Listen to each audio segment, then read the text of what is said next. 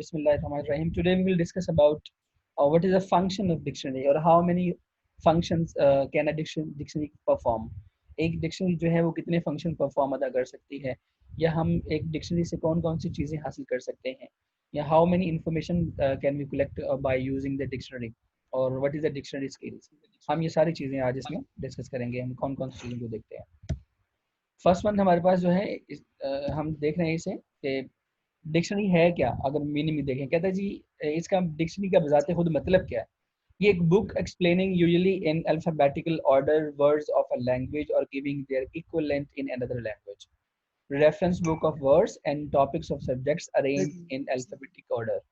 यहाँ पर कहता है जी बजाते खुद if you want to define the meaning of the dictionary, it is a book explaining usually in alphabetical order words of a language or giving their meanings and explaining their reference while using the language one language, or it might be possible to explain in another language.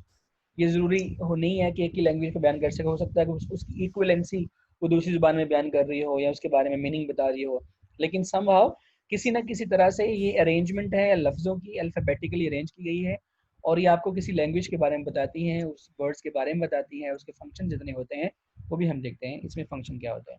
लेकिन second point कहता है यहाँ पर it is primary a book of reference. ये reference की किताब है, book worth studying, जो स्टडिंग के लिए काम की जाती है. It is to supply much more than just meaning and spelling. ये स्पेलिंग और मीनिंग के अलावा और भी बहुत कुछ बयान करती है. It has wealth of information, बहुत ज़्यादा मालूमात होती है इसमें. It records the changes in vocabulary, और अल्फाज का जो वक़्त के लिहाज से तब्दीलियाँ होती हैं उनको भी ये रिकॉर्ड में मेंटेन रखती है. ये इसका फंक्शन है. लेकिन इसके साथ साथ कहते हैं how to use a dictionary. हम डिक्शनरी को कैसे इस्तेमाल कर सकते हैं. सबसे बड़ी बात जो है ये हमारे पास जो है देखने वाली कि एक डिक्शनरी का हम इस्तेमाल किस तरह कर सकते हैं. Dictionary can be easily can be easy to use by knowing its plan. इसका मंसूबा जानते हुए हम इसे आसानी से इस्तेमाल कर सकते हैं. द डिक्शनरी प्लान क्या है. Each and every dictionary has its unique plan. Her dictionary का अपना एक स्टाइल होता है, अपना एक तरीका होता है. First a few pages of dictionary to understand dictionary. पहले चंद पेजेस जो होते हैं जस्ट इसलिए होते हैं कि हम डिक्शनरी को समझ सकें, ताकि हम उसे पढ़ सकें, ताकि चीज़ों के बारे में हम जान सकें. अगर आप किसी बुक की बात करें, कोई भी बुक विदाउट एनी डिक्शनरी, अगर आप अपनी स्टडी बुक के बारे में बात कर लें, कोई भी आप टेक्स्ट बुक ले लें, अगर उस टेक्स्ट बुक को देखें तो स्टार्टिंग पे पेज के ऊपर एक पैराफ्रेज लिखा होता है, और उस पैराफ्रेज के अंदर उसने डिटेल दी होती है कि how you can get the information और how you can utilise all the information, all the question answers that are being tackled in the book. जो उस बुक के अंदर इस्तेमाल किए गए हैं उनको आप किस तरह से टैकल कर सकते हो, वो वहाँ पर इंफॉर्मेशन बताता है, इन्फॉर्म करने की कोशिश करता है कि how to get information while using the book और while using the dictionary. Starting में चंद पेजेस होते हैं जो हमारी रहनुमाई करते हैं कि हम इन चीज़ों से मालूमात कैसे हासिल करेंगे. लेकिन इसके साथ साथ कहते जी पर्पस क्या है, क्या ज़रूरत पड़ती है डिक्शनरी के यूज़ की, क्या ज़रूरत पड़ती है. कहता है जी first of all to look up the meaning of an English words you see और हियर. इंग्लिश का लफ्ज़ ये actually dictionary is not related to the any language. ये किसी भी लैंग्वेज की बात नहीं कर रहे, but we are here to learn English language, so we put a reference of English word. ऐसा ज़रूरी नहीं कि हम किसी एक ही लैंग्वेज की बात करें, किसी भी ज़ुबान की डिक्शनरी हो सकती है. उर्दू की, जर्मन की, फ्रांस की, इटालियन की, चाइनीज़ की, इंग्लिश की, हम किसी भी ज़ुबान की डिक्शनरी की बात कर सकते हैं. लेकिन हम चूंकि यहाँ पर बात इंग्लिश लैंग्वेज की कर रहे हैं तो लिहाजा हम भी रेफरेंस उसी का देंगे. कहता है हम इसे यूज़ क्यों करते हैं. पहला पॉइंट है, कहता है जी किसी भी मतलब का लफ्ज़ का मतलब जानना हो तो, या जो हमने सुना हो या हमने देखा हो, तो उसका मतलब जानने के लिए हम डिक्शनरी इस्तेमाल करते हैं. फिर कहता है जी हमने कोई अगर ट्रांसलेशन जाननी हो किसी लैंग्वेज की तो हम तब इसे इस्तेमाल करते हैं. कहते फिर अगर हमने कोई स्पेलिंग ढूंढना हो या स्पेलिंग का वर्ड ऑर्डर देखना हो तो तब भी हम डिक्शनरी का इस्तेमाल करते हैं. इसके अलावा कहता है जी अगर हमने किसी वर्ड का पार्ट्स ऑफ स्पीच देखना हो या पास्ट टेंस देखना हो या उसकी नाउन देखना हो या उसकी कैटेगरी देखनी हो तो तब भी हम डिक्शनरी को ही कंसल्ट करते हैं. या इसके अलावा कहता है अगर कोई ग्रामेटिकल फंक्शन देखना है किसी लफ्ज़ का तो तब भी हम डिक्शनरी को ही इस्तेमाल करते हैं. इसके साथ साथ कोई आपने सिनोनिम देखना है किसी वर्ड का या कोई एंटोनिम देखना है किसी वर्ड का तब भी हम डिक्शनरी का ही इस्तेमाल करते हैं. फिर कहता है जी अगर किसी ने आपने कोलोकेशंस ऑफ अ वर्ड देखनी है वर्ड के इस एक वर्ड हमारे पास बॉल है, तो इस बॉल के कितने कोलोकेशंस बन सकते हैं, अगर आपने ये देखना है तो वो भी हम डिक्शनरी को ही कंसल्ट करेंगे। इसके अलावा हम कंसल्ट कोई और चीज़ नहीं कर सकते। अगर हमने पार्ट्स ऑफ स्पीच देखना है तो check the parts of speech of a word. अगर हम वर्ड की कैटेगरी देखना चाह रहे हैं कि ये वर्ड की कैटेगरी है क्या, तो तब भी हम डिक्शनरी का ही इस्तेमाल करेंगे। और अगर हमने ये देखना है कि इस वर्ड को प्रोनाउंस कैसे करते हैं या what is the exact pronunciation of that specific word, तो तब भी हम डिक्शनरी का इस्तेमाल ही करेंगे। फिर कहता है जी to find out the register of a word, कि इसका रजिस्टर क्या है। रजिस्टर एक लैंग्वेज की टर्म है कि इसे अंदाज करना होता है कि कुछ हर लैंग्वेज के डिफरेंट रजिस्टर्ड होते हैं, लहजे जिसे हम बोलते हैं। तो हम ये देखते हैं इसका लहजा कौन सा इस्तेमाल किया जा रहा है। फिर कहते हैं to find example of the use of a word in natural language. अगर हमने किसी वर्ड की एग्जांपल्स देखनी है डे टू डे लाइफ में, तो तब भी हम डिक्शनरी का इस्तेमाल ही करेंगे। ऑलमोस्ट हमारे पास यहाँ पर जो है वो 11 पॉइंट उसने बयान किए हैं कि why the dictionary is important और why we use the dictionary. तो आप इन 11 पॉइंट्स को एक कंप्रिहेंसिव पैसेज की शक्ल में या एक नोट की शक्ल में बता सकते हैं कि डिक्शनरी का इस्तेमाल हम क्यों करते हैं। क्यों करते हैं? Dictionary is used just in order to look the meaning of a word that we want or that we hear or see। आप इस तरह से इन शॉर्ट चंक्स को एक लॉन्ग सेंटेंसेस की शक्ल में डालेंगे और आप डिटेल नोट वहां पर लिख देंगे। फिर नेक्स्ट इसका है कि how many function of a dictionary has, कि डिक्शनरी के फंक्शन कितने हैं, कि अगर एक डिक्शनरी हमारे पास अवेलेबल है तो उसका फंक्शन क्या है, उस फंक्शन को हम कितने कैसे हासिल कर सकते हैं। What most of people think is that the dictionary has only one function to describe one word's meaning, but the dictionary has even more functions। हमें लगता है कि हमें सिर्फ ये पता होना चाहिए कि जो आम रूटीन में लोगों को जो लगता है, आम रूटीन में लोग यही कहते हैं कि जो डिक्शनरी होती है वो सिर्फ लफ्ज़ का मतलब बताती है या कोई सिनोनिम बताती है, इसके अलावा इसका कोई फंक्शन नहीं होता। लेकिन याद रखें इसके बहुत से फंक्शन होते हैं। फर्स्ट ऑफ ऑल हमें ये आप कह लो कि वर्ड्स के सिनोनिम बताती है, फिर उसका यूज बताती है, फिर पार्ट्स ऑफ स्पीच बताती है, फिर प्रोनाउंसिएशन बताती है, फिर आप कह लो कि सिलेबिकेशन बताती है, इसमें कितने सिलेबल्स हैं, फिर मीनिंग बताती है, फिर एटमोलॉजी बताती है, फिर उसकी मॉर्फोलॉजी बताती है। ये सारी चीज़ें एक डिक्शनरी का फंक्शन अदा करता है। फिर मजीद हम देखते हैं कि हम इसके अलावा इन फंक्शन के अलावा हमारे पास क्या चीज़ें नजर आती हैं।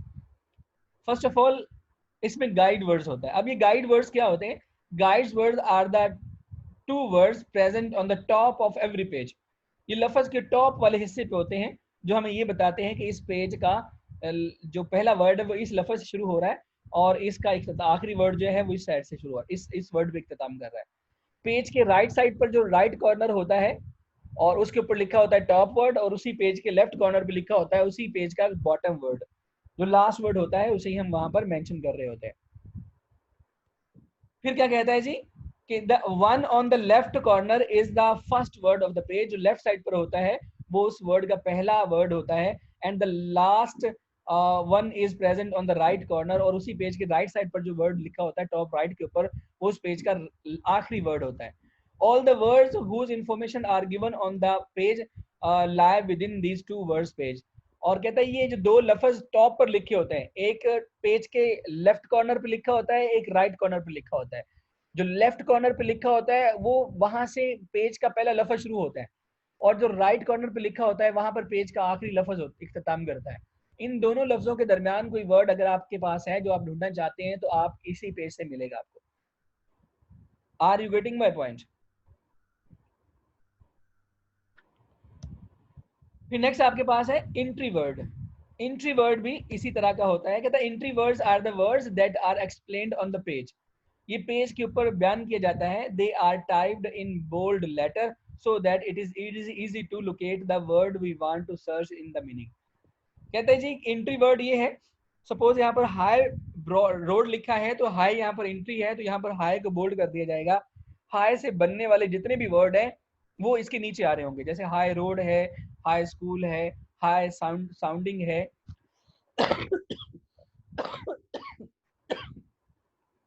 एंट्री वर्ड वो वर्ड होंगे जिन्हें हम बोल्ड करते हैं किसी पेज पर या किसी डिक्शनरी पर, और उसके अंदर जितने वर्ड आते हैं वो उसी कैटेगरी के साथ अल्फाबेटिकली अरेंज किए जा रहे होंगे।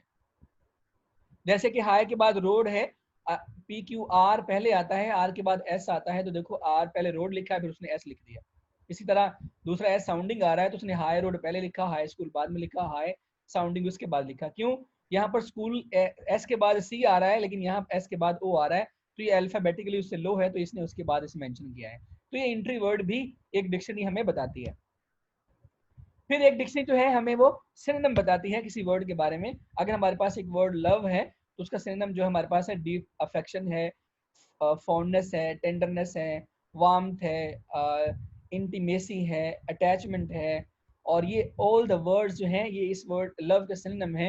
इट्स मीन हमें ये थ्रेशर भी बताती है चीज़ों के बारे में, और ये हमें डिटेल बताती है किसी वर्ड के बारे में, और उसकी डिटेल जो है वो सिनोनिम की शक्ल में भी हमें दे रही होती है। इसके साथ साथ फिर उस सिनोनिम का यूज मतलब उसकी एग्जांपल्स भी हमें देती है। A dictionary helps a person by telling the use of word as well how should it be used formally और इनफॉर्मली। वो उसका इस्तेमाल भी बताती है कि फॉर्मल क्या है और इनफॉर्मल क्या है, इसे हम रेगुलर रूटीन में कैसे इस्तेमाल करते हैं और इनरेगुलर रूटीन में हम क्या इस्तेमाल करते हैं। फॉर्मल मच है थैंक यू वेरी मच, और इनफॉर्मल हीप है थैंक्स अ हीप। अगर हमने किसी का शुक्रिया अदा करना है तो आम रूटीन में हम यही कहते हैं थैंक यू वेरी मच। लेकिन अगर आपने इनफॉर्मल इस्तेमाल करना है जहां पर आप ये समझते हैं गैर रवायती तरीका है, तो हम कहते हैं थैंक्स आ हीप, आपका बहुत शुक्रिया। हीप ढेर को बोलते हैं, मच ज्यादा को बोलते हैं, तो थैंक्स वेरी मच ये एक आप फॉर्मल स्टाइल है। लेकिन अगर आप थैंक्स अ हीप कहते हैं तो ये उसका इनफॉर्मल स्टाइल है। तो ये भी एक डिक्शनरी हमें किसी वर्ड के बारे में इंफॉर्मेशन देती है। फिर जो डिक्शनरी है वो हमें पार्ट्स ऑफ स्पीच के बारे में भी बताती है कि पार्ट्स ऑफ स्पीच जो है कि जो वर्ड इस्तेमाल हो रहा है इसका ये वर्ड जो है कैटेगरी के लिहाज से किस कैटेगरी में आता है। नाउन है, वर्ब है, प्रोनाउन है, एडजेक्टिव है, एडवर्ब है, कंजक्शन है, which type of word it is, ये किस किस्म का वर्ड है, ये उसका फंक्शन भी, ये पार्ट्स ऑफ स्पीच का टर्म भी हमें एक डिक्शनरी ही बताती है। A dictionary help us by explaining the parts of speech. The word is कौन सा वर्ड है। A word can be sometimes two और more than two parts of speech.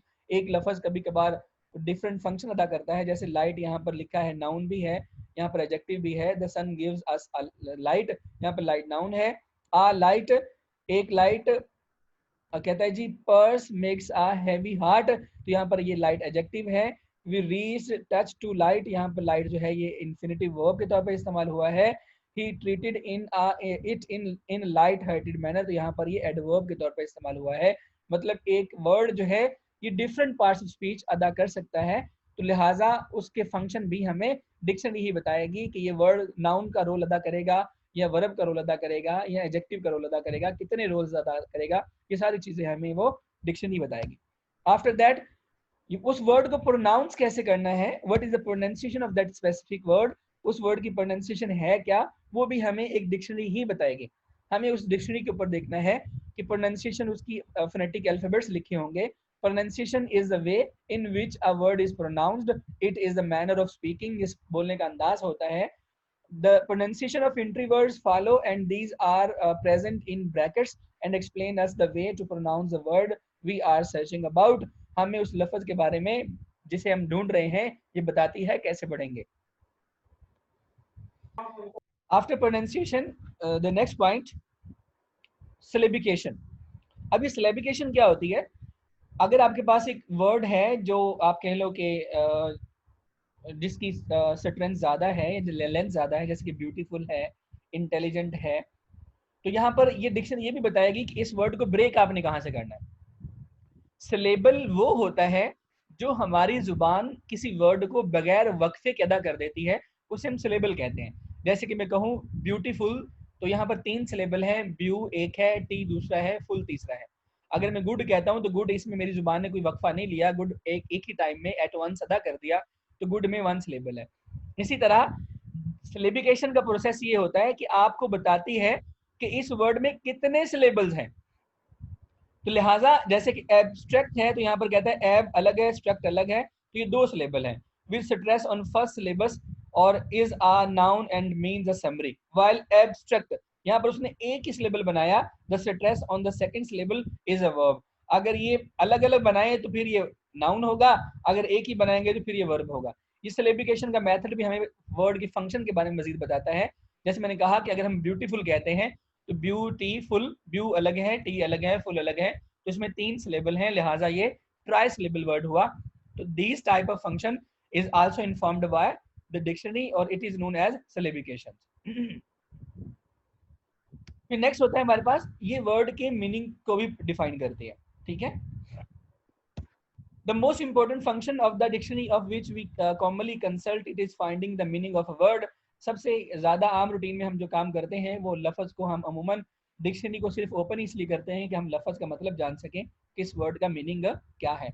A dictionary explain all the possible meaning of a word।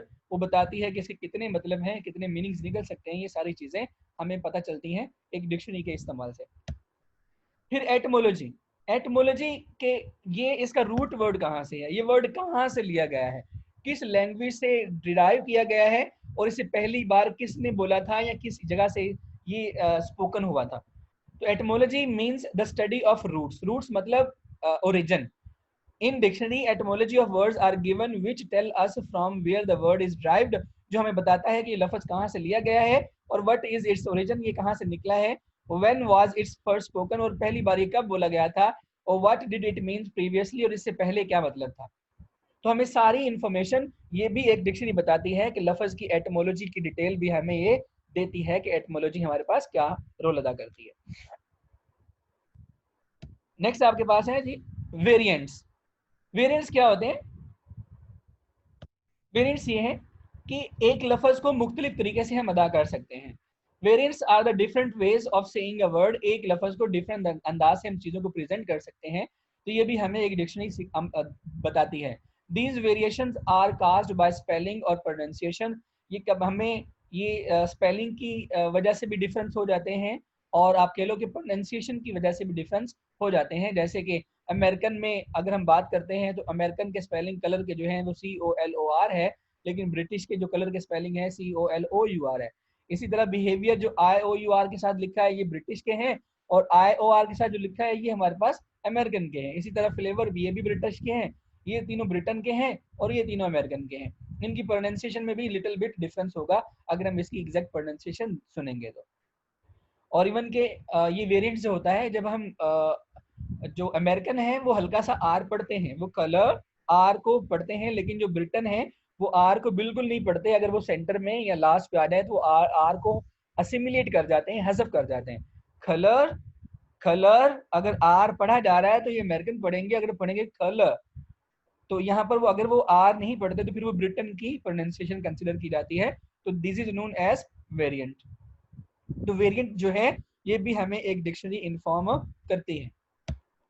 After that inflection, ये inflection क्या होते हैं। Inflection ये होते हैं कि ये आपको चीजों के बारे में बताते हैं कि वर्ड की एक्सप्रेस ग्रामेटिकल कैटेगरी किस तरह मॉडिफाई की जा सकती है, इसका मूड कैसे बन सकता है, इसका नंबर कैसे बन सकता है, जेंडर या केस कैसे चेंज हो सकता है, इसकी फर्स्ट सेकंड और थर्ड फॉर्म कैसे चेंज हो सकती है। ये सारी चीजें इन्फ्लेक्शन की कैटेगरी में आती है। इन ग्रामर इन्फ्लेक्शन और inflection is the modification of a word to express different grammatical categories such as tense, mood, voice, aspect and person। Singular से प्लूरल बनाना है, नंबर से प्लूरल करना है, फर्स्ट फॉर्म से सेकंड फॉर्म बनानी है और एक्टिव वॉइस से पैसिव वॉइस बनाना है। ट्रांजिटिव आप कह लो कि तीन मूड होते हैं हमारे पास, इंडिकेटिव मूड से हमने असर्टिव मूड में लेके जाना है। तो ये सारी चीज़ें हमें इन्फ्लेक्शन में बताई जाती हैं। इन्फ्लेक्शन का जो प्रोसीजर है ये भी एक डिक्शनरी के अंदर ही बताया जाता है हमें।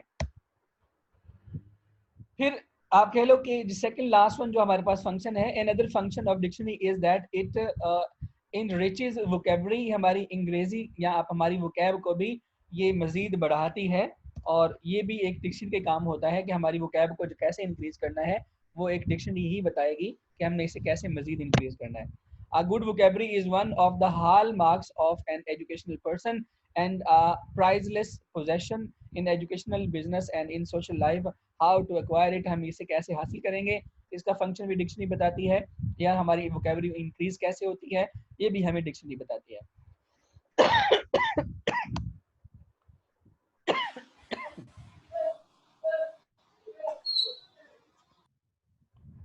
नेक्स्ट हमारे पास जी है, क्या हो गया, तबीयत ठीक है?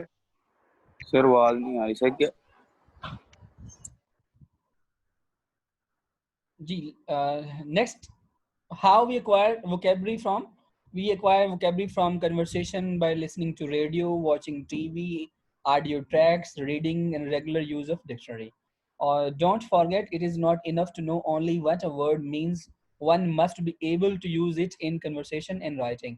अगर आप लैंग्वेज को अक्वायर करना चाह रहे हो तो लैंग्वेज अक्वायर हमारे पास जो होगी वो डेफिनेटली डिफरेंट रिसोर्सेज आते हैं, जिसमें से एक रिसोर्स डिक्शनरी का भी हमारे पास मिलता है. और लास्ट स्लाइड हमारे पास, जो लास्ट वन हमारे पास बचती है और हम उसे कहते हैं जी एग्जैक्टनेस क्या होती है, उसे हम देखते हैं. Ability to choose and use the right words depends upon the range of one's vocabulary, and this will be educate only if opportunities are taken to refer good dictionaries.